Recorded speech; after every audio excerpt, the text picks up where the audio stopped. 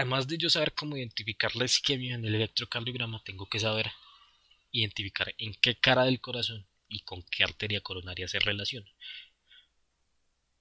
¿Para qué? Para deducir las complicaciones, para deducir el tratamiento y el manejo, tanto farmacológico como el manejo de intervención.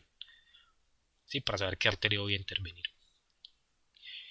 Recordemos pues que de las dos derivaciones básicas que tenemos las derivaciones frontales, que básicamente son las derivaciones de precordiales, que básicamente estas derivaciones lo que me hacen es dar una visión de frente del corazón, ¿sí? Una visión como si yo tuviera múltiples cámaras tomando fotos al frente del corazón, que van a mostrar toda la cara septal, la cara anterior y la cara lateral del corazón. Y si por el contrario yo pongo las derivaciones frontales, voy a tener que estas derivaciones me van a mostrar la cara lateral alta siendo ABL, y de ahí la cara lateral alta, la cara inferior siendo la derivación 2, la derivación 3 y ABF, y a ver que me va a mostrar la cara lateral pero del lado derecho. Muy bien, ahora, ¿cómo puedo relacionar yo esas derivaciones y esas caras con la arteria coronaria? Entonces recordemos que existe arteria coronaria izquierda y derecha, que son las principales. De la arteria coronaria izquierda se desprende una rama que es la circunfleja, que me irriga principalmente la región posterior y la aurícula, y la arteria descendente anterior, que me irriga principalmente el septo y la cara anterior de ese corazón. Muy bien. Si yo llegase a tener una alteración de la arteria circunfleja, lo que se me va a alterar son las derivaciones de la cara lateral alta, es decir, D1 y ABL. Si yo llegase a tener una alteración de la arteria descendente anterior izquierda, lo que se me van a alterar son todas las derivaciones precordiales, es decir, de B1 a B6. Si nos vamos a la coronaria derecha, si se me altera proximal, voy a tener alteración a nivel de D2, D3 y ABF, que me orientan básicamente hacia la cara inferior. Y si tengo las ramas posteriores de esa coronaria derecha, va a encontrar alteración a nivel de B7, B8 y B9, que son derivaciones que yo no hago comúnmente, que no están dentro del electrocardiograma estándar, pero hay situaciones clínicas en las que se amerita realizar estas derivaciones y ya vamos a ver cuáles. Bueno, recapitulando, aquí tenemos un electrocardiograma con cada una de sus derivaciones y señalando cada una de las partes o su relación, tanto con las arterias como con las caras. Entonces, si estamos hablando de D1 y ABL, la región o la cara lateral alta, que me va a orientar hacia una obstrucción de la arteria coronaria izquierda, especialmente de la circunfleja. Muy bien, en cambio, si yo tengo alteración de D2, D3 y ABF, eso me va a orientar hacia la cara inferior y sea alteración de la arteria coronaria derecha. Si yo tengo alteración de B1 y B2, que voy a tener esa alteración de la cara septal, que está en relación con la coronaria izquierda y a su vez con su rama descendente anterior. Si yo tengo alteración de B3 y B4, estaríamos hablando de la cara anterior en relación con la arteria coronaria izquierda y descendente anterior. Y si lo que yo tengo alterados es el B5 o B6, esto me va a corresponder a la cara lateral baja y me va a corresponder a la arteria coronaria izquierda con arteria descendente anterior. Muy bien, para finalizar vamos a ver algunos ejemplos. Entonces, empezando, vamos a hablar de este caso clínico. Un paciente masculino de 62 años que ya está en una edad que, tanto por su sexo como por su edad, ya tiene factores de riesgo, acude al servicio de urgencias con un dolor torácico de 1 hora de evolución. ¿Cómo describe ese dolor? Es un dolor brusco, punzante y opresivo en tórax que se irradia hacia el brazo izquierdo, ¿sí? Dolor tipo angina típico. Además, acompañado de sensación de falta de aire y náuseas. Al examen físico que se encuentra, una tensión arterial elevada, ¿sí? Los pacientes están en el contexto de una crisis en cuanto a sus cifras de tensión arterial, una frecuencia cardíaca elevada con una alteración de oxígeno disminuida Y ante estos hallazgos se decide realizarle un electrocardiograma y una radiografía de tórax. La radiografía de tórax me la reportan normal. Y el electrocardiograma ya vamos a ver los hallazgos. Además, este paciente tiene antecedentes de hipertensión y dislipidemia, que también son factores de riesgo cardiovascular. Listo. Entonces, tomo este electrocardiograma al ingreso y esto es lo que encuentro. Si ustedes desean, pueden pausarlo para hacer el ejercicio y verificar en qué caras se encuentra la alteración, relacionarla con alguna arteria, con la cara respectiva y con las derivaciones respectivas. Muy bien, entonces aquí que vemos, tenemos hallazgos de elevación del segmento ST en D2, D3 y ABF. Listo, ¿eso a qué nos orienta? A cara inferior. Y además tengo hallazgos de depresión del ST en D1, en BL y en B1, que son cambios recíprocos o cambios especulares que se pueden encontrar en estas derivaciones, porque básicamente son las derivaciones contrarias o análogos o antagonistas de estas tres. Muy bien. Entonces, ¿esto a qué nos orienta o qué tipo de lesiones? Sí, síndrome coronario agudo con elevación del ST. ¿Qué derivaciones están afectadas principalmente? D2, D3 y ABF. ¿A qué cara nos orientan esas derivaciones afectadas? A cara inferior. ¿Qué coronaria es la que está principalmente afectada? La coronaria derecha. Listo.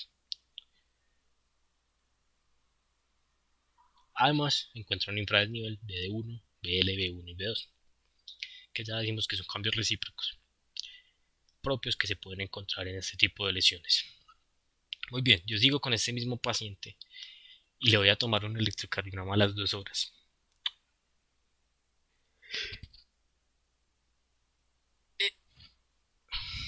A las 2 horas yo espero que haya habido una evolución y que ese paciente esté normalizando, ¿sí? Esté normalizando, tengo una tendencia hacia la mejoría. Entonces, ¿qué puedo encontrar yo aquí? En esa derivación de 2, de 3 y ABF, voy a encontrar ondas Q profundas, ¿sí? Unas ondas Q patológicas, pero a su vez va a encontrar una tendencia a la normalización de ese segmento ST y también una tendencia a la normalización del segmento ST, las derivaciones B1, ABL y B3, ¿sí? Alteraciones con cambios recíprocos lesionados, también con tendencia a la normalización de ese segmento ST. Bien, continuando con este mismo paciente, ya se le han realizado todas sus intervenciones farmacológicas y no farmacológicas y está evolucionando bien clínicamente. Yo le digo que vuelva a control, bueno, lo dejo hospitalizado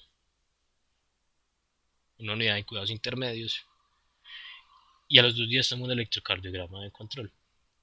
Entonces voy a encontrar los siguientes hallazgos. En estas mismas derivaciones voy a ver que persiste la onda Q como cicatriz, que ese paciente tuvo un infarto. Pero encontramos un segmento ST con tendencia a la normalización y una onda T negativa.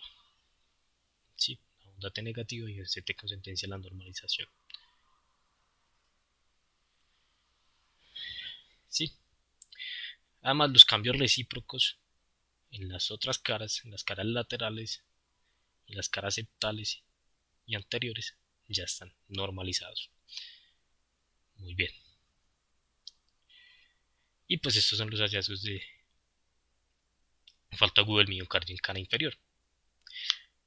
Alteración de la coronaria derecha que se va a manifestar a nivel de cara inferior. Sí, principalmente por alteración de las ramas posteriores. Muy bien. Ahora, hay que tener en cuenta que cuando yo tengo obstrucción de la arteria coronaria derecha, tengo un alto riesgo de bloqueos auriculoventriculares. ¿Por qué? Porque la coronaria derecha irriga el nodo auriculoventricular en la mayoría de las personas, en un 80% de las personas, ¿sí? Que se llama la dominancia derecha. Y este bloqueo puede ir desde un bloqueo de primer grado o puede ser incluso un bloqueo completo, que sabemos que un bloqueo completo pues, nos pone al paciente en un alto riesgo de muerte súbita. Muy bien. En el ejemplo número 2 tenemos el siguiente electrocardiograma. Por favor hagan el ejercicio, si lo desean, de qué caras están afectadas para relacionarlas con sus derivaciones y con su arteria coronaria respectiva. Muy bien, Entonces, ¿qué tenemos aquí? Sí, síndrome coronario agudo con elevación del ST. ¿Dónde encontramos esa elevación del ST? Encontramos en D1, en ABL, en B1 hasta B5, ¿sí? B1, B2, B3, B4, B5. ¿Eso qué me dice? Que la cara septal, la cara anterior y la cara lateral alta está afectada. Es decir, es un infarto que inicia en cara anterior, en cara septal, y se prolonga hacia la cara lateral. Sí, es un infarto muy extenso. Entonces, yo relaciono con cara anterolateral. ¿Y con qué arteria relaciono ese hallazgo? La arteria coronaria izquierda. Y como es tan masivo y tan prolongado, puede ser que haya sido antes de la bifurcación, porque afecta tanto zonas irrigadas por la descendente anterior como por la arteria circunfleja. ¿Cómo? Se encuentra acá, ¿sí? Un infarto extenso en la cara anterior, prolongado hacia la cara lateral, incluyendo la región septal. Y como se ve acá, incluye tanto la circunfleja como la descendente anterior. Esta alteración también tiene un riesgo de bloqueo de segundo grado, sobre todo si los pacientes tienen una dominancia izquierda, pero es raro que llegue hacia un bloqueo completo. Y también hay un riesgo de hemibloqueos. ¿Por qué? Porque la arteria descendente anterior irriga la rama izquierda de las de His, principalmente el fascículo anterior. ¿Sí? Muy bien. Continuando. Otro caso clínico, un paciente de 73 años, exfumador, con dislipidemia, nunca se ha cuidado. Llega con un dolor torácico, opresivo, varias horas de evolución, irradiado a cuello y espalda, dolor anginoso típico. Pero a pesar de eso, el paciente no tenía antecedentes cardiológicos de interés. Le tomamos las cifras de tensión arterial, también se encuentran cifras de crisis con una frecuencia cardíaca elevada. Por estos hallazgos yo decido tomar radiografía de tórax, que me la reporta normal, y tomar un electrocardiograma, y estos son los hallazgos. Muy bien, el mismo ejercicio. ¿Qué caras están afectadas y qué tipo de lesión encontramos allí? Listo. Entonces, la lesión se restringe hacia estas caras, ¿sí? Septal y cara anterior. ¿Qué es lo que encontramos? Encontramos cambios con depresión del segmento ST, es decir, un síndrome coronario agudo sin elevación del segmento ST. ¿En qué derivaciones? Principalmente B2 y B3. ¿Hacia qué caras me afectan esas derivaciones o me orientan esas derivaciones? Muy bien, aquí hay que explicar algo. Estas derivaciones me orientan hacia la cara anterior. Sí, me orientan hacia la cara anterior. Pero en un paciente con esas características clínicas, y además si yo por alguna razón le tomo troponina si están elevadas, a mí me parece muy raro estos hallazgos, que no se correlacionen con la clínica ni con las troponinas.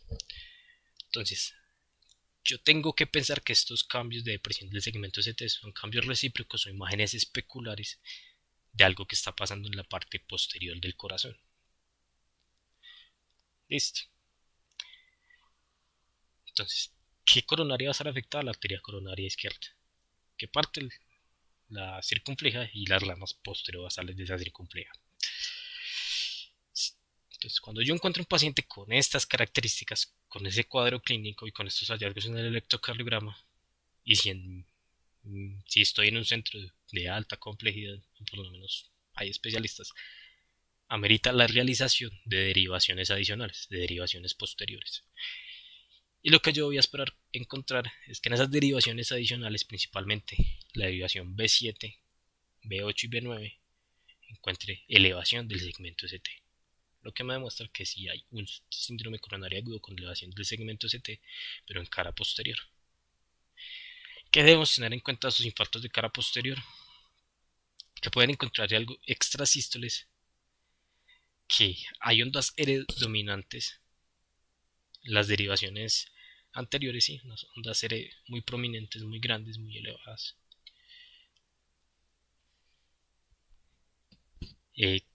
Que siempre que haya una depresión del segmento ST en una clínica sugestiva de una angina inestable, tengo que hacerlas, ¿sí? Principalmente en B2 y en B4, y que si yo realizo derivaciones posteriores como B7, B8 y B9, voy a encontrar cambios compatibles con elevación del segmento ST. Y como vemos aquí en la imagen, ¿sí? Principalmente se afecta la arteria coronaria izquierda en las ramas posterobasales, como vemos acá. Muy bien. Cuarto ejemplo, otro caso clínico, un paciente de 72 años que llega al servicio de urgencias. Si a este paciente yo le encuentro alteración del estado general, lo encuentro mareado, lo encuentro con una incurgitación yugular aquí en la región del triángulo anterior del cuello derecho. Además yo lo ausculto y ese paciente está con bradicardia y tiene unos ruidos sobreagregados ahí en el corazón, sí, tiene un soplo sistólico en la válvula tricuspidia, tiene un pulso paradójico, es decir que cuando el paciente trata de inspirar forzadamente o de inspirar con mucha fuerza, esa tensión arterial se le baja mucho. Y además ese paciente está hipoperfundido, está pálido. Si está pálido y usted le hace la prueba del llenado capilar y eso se le demora un montón en retornar a su color normal. Y encontramos estos signos vitales. Presión arterial de 85 y 50 milímetros de mercurio, es decir, una hipotensión, una frecuencia cardíaca de 55, está bradicárdico. Y si yo le tomo la saturación, el paciente está desaturado. Es un paciente que no tiene un dolor anginoso típico, pero por esas alteraciones hemodinámicas amerita hacerle dos cosas. Bueno, además de la imagen de radiografía de tórax también, amerita hacerle otras imágenes adicionales. Entonces a este paciente yo le hago un ecocardiograma y el ecocardiograma me dice que hay una dilatación y una disinesia en ventrículo derecho. Tomo un electrocardiograma que me muestra los siguientes hallazgos. En D2 y en D3 hay elevación del segmento ST, al igual que en ABF. ¿Sí? Por esa elevación del segmento ST es más prominente en D3 que en D2 y que en ABF. Con esa clínica, con estos hallazgos, yo tengo que pensar que hay una alteración en el ventrículo derecho. Sí, entonces tenemos un síndrome coronario agudo con elevación del ST, con estas derivaciones afectadas, pero con una afectación del ventrículo derecho, con afectación de la arteria coronaria derecha. Cuando yo tengo estos hallazgos, también tengo que hacer derivaciones adicionales, que es B3R, B4R, B5R y B6R, que son básicamente imágenes especulares de B3, B4, B5 y B6. Y allí encuentro unos hallazgos de elevación del segmento ST, lo que me confirma esa sospecha diagnóstica de alteración del ventrículo derecho. Sí, como lo podemos ver en la imagen, alteración del ventrículo derecho que se manifiesta principalmente por una alteración muy próxima de esa arteria coronaria derecha. Porque es importante reconocer y tratar de identificar este infarto del ventrículo derecho, porque el tratamiento cambia mucho. Si el tratamiento propende más hacia la estabilización hemodinámica, hacia la perfusión de oxígeno, hacia tratar de preservar o salvar ese ventrículo derecho. Y a este paciente yo no le puedo dar beta bloqueadores, tampoco le puedo dar nitritos, porque si se los doy, lo hipotenso más y lo mato. Muy bien. Para finalizar tenemos este ejemplo. Como vemos, en las derivaciones B1, B2, bueno, todas las derivaciones septales anteriores y laterales bajas de B1 a B6, yo tengo hallazgos de ondas T bifásicas en el segmento ST, ¿sí? Una onda T, tanto con una deflexión positiva como una negativa, ¿sí? A eso es lo que se refiere bifásico. Y este otro patrón lo que tenemos son ondas T invertidas y simétricas en todas esas caras anteroceptales. Cuando yo tengo esos hallazgos, tengo que pensar en un síndrome de Wellens, ¿sí? Es un dolor con una clínica de angina típica, pero que no va a mejorar con nitroglicerina y en el que yo voy a encontrar las troponinas normales, nunca se me van a elevar. ¿Por qué se da? Generalmente por una estenosis, ¿sí? Por una estenosis a nivel de la arteria descendente anterior. Sí, es una estenosis severa que amerita un cateterismo precoz porque puede progresar a todos esos signos de lesión, isquemia y necrosis que ya vimos. Bueno, eso era todo lo que tenía para compartirles. Muchas gracias. Si les gustó el video se pueden suscribir. Chao, besos, mil besitos. Vuelva pronto.